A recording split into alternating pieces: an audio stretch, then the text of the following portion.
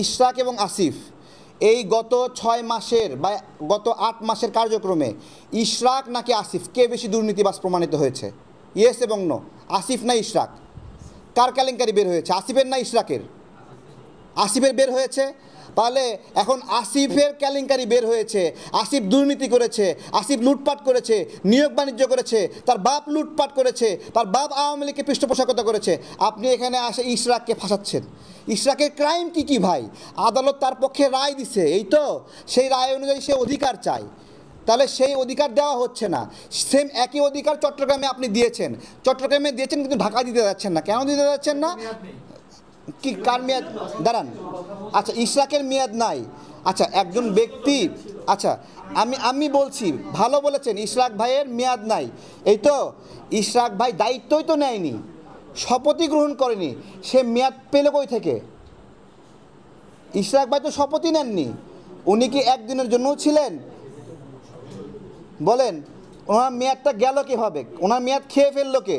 এখানে দেখেন পক্ষ কয়টা, তাপস এবং ইশরাক নাকি? দুটা পক্ষ না?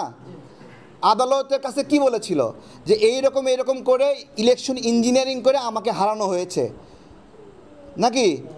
ইলেকশন হওয়ার 30 দিনের মধ্যে সে আবেদন করেছে যে আমাকে এই উপায়ে হারানো হয়েছে, এই কারণে আমি বেশি পেয়েছি, আপনারা বিচার বিশ্লেষণ করে এই তাপসকে পরাজিত ঘোষণা করেন, আমাকে বিজয়ী ঘোষণা করেন। সেই বিচারটাই 2 বছরে হয়েছে বা 3 বছরে হয়েছে। হওয়ার পরে আদালত কি পেল যে হ্যাঁ তাপস ওই সময় পরাজিত ছিল, তাই না? সেই পরাজিত হওয়ার প্রেক্ষিতে বলছে ঠিক আছে এখন থেকে ইশরাক তাহলে বিজয়ী। তাহলে এখন আপনি বলেন, আপনি তাপসের পক্ষে নাকি ইশরাকের পক্ষে? বলেন এটা।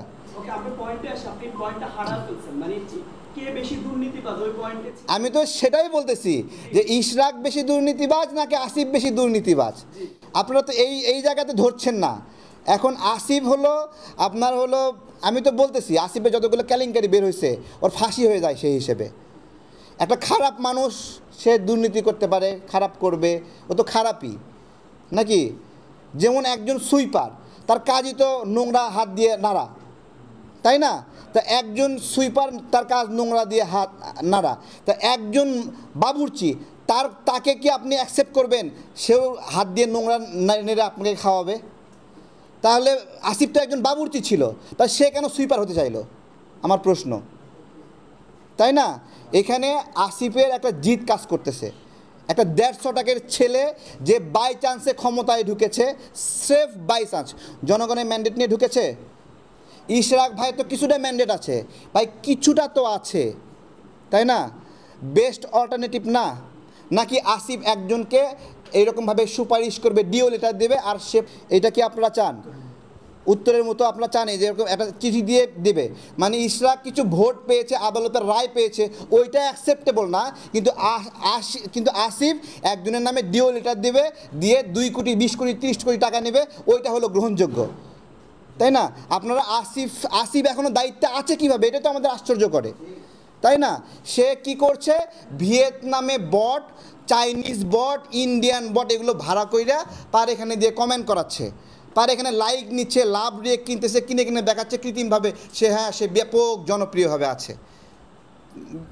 অদ্ভুত তো, আসিফ এখনও দায়িত্বে আছে কিভাবে? ডক্টর ইউনূস নিজে কলঙ্কিত হচ্ছে, এইরকম একটা বাচ্চা ছেলে দুর্নীতিবাজ তাকে দায়িত্বে রেখে দিয়েছে, এখন তাকে ফেস করাচ্ছে সরকারের পক্ষ থেকে। এইটাই একটা এই সরকারের কলঙ্ক। আমরা তো বারবার আমরা দেখিয়ে দিয়েছিলাম যে আসিফ কি দুর্নীতি করেছে। আসিফ কেন এই যে এনসিপিকে দায়িত্ব দিয়েছিল যে ওয়ার্ড কাউন্সিলর, যেটা কাউন্সিলর কমিশনার এগুলো যে নিয়োগ দিবে, এগুলোর জন্য এনসিপিকে দায়িত্ব দিয়েছিল। এই যে মহাখালী ডিওএসিসের ভিতরে একটা বিল্ডিংয়ে সেখানে মিটিং করেছে, ভাইবা নিয়েছে, তাহলে এনসিপি ইন্টারভিউ নেওয়ার কে প্রশাসক হবে বলেন? রূপায়ণ টাওয়ারে ইন্টারভিউ নিয়েছে, হোটেল শেরাটনে ইন্টারভিউ নিয়েছে, এনসিপিকে কেন দায়িত্ব দিয়েছে? আসিফ নিজে দুর্নীতিবাজ, তার দুর্নীতিগুলো সে ব্যাখ্যা দিক, সে ইশরাকের দিকে আঙ্গুল তোলে কীভাবে? হ্যাঁ, এটা নিয়ে আসিফও ব্রিফ করেছে, এটা নিয়ে অনেক ঘটনা ঘটেছে, প্রশাসক নিয়োগে সম্পৃক্ততার প্রমাণও মিলেছে। এটা লুকাচুরির কি আছে? আসিফের ওই যে ডিও লেটার এজাজ সাহেবের নামে আপনারা দেখেননি, তাহলে আবার কি লাগবে? ভাই আরেকটা ছোট্ট একটা প্রশ্ন করতে চাই। সামাজিক যোগাযোগ মাধ্যমে ভেসে আসছে যে একটি আসনের জন্য বা দুইটি আসনের জন্য আপনারা বিএনপির পক্ষ হয়ে কথা বলেন, কথাটা কত? খুব ভালো বলেছেন।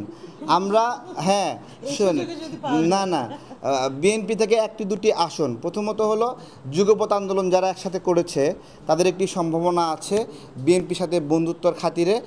এটা হলো আসন প্রাপ্তি বা আসনের ছাড় দেওয়া অনেক ধরনের ঘটনা আপনারা দেখেছেন। নুরুল হক নূরের নামে চিঠি দিয়েছে, জুনায়েদ সাকির নামে চিঠি দিয়েছে, মান্না ভাইয়ের নামে চিঠি দিয়েছে, বিভিন্ন যারা আন্দোলন করেছে। তো এগুলো আমাদের রাজনৈতিক কার্যক্রমের অংশ। তো আমরা আমাদের সম্মানের সাথে আমরা এরকম করব না যে একটা আসনের জন্য ধানের শীষ প্রতীক আমাদের জন্য নেব, এটা আমরা নেব না। আপনাদেরকে এটা বলছি যে আমরা নেব না। অনেক বড় বড় রাজনৈতিক নেতা, ডক্টর শফিকুর রহমান সাহেব, উনি ধানের শীষ প্রতীক নিছে না, তারপরে তাহের ভাই ধানের শীষ প্রতীক নিছে না। আমি বলতেছি তাদের সাথে আমাদের পার্থক্য আমরা নেব না, আমাদের নেওয়ার ইচ্ছা নাই। আমাদের ইচ্ছার এখানে দাম নাই। খুব অল্প কয়েকটা অপশন আছে, আমাদের একটা অপশনও পছন্দ হয়নি এখনো।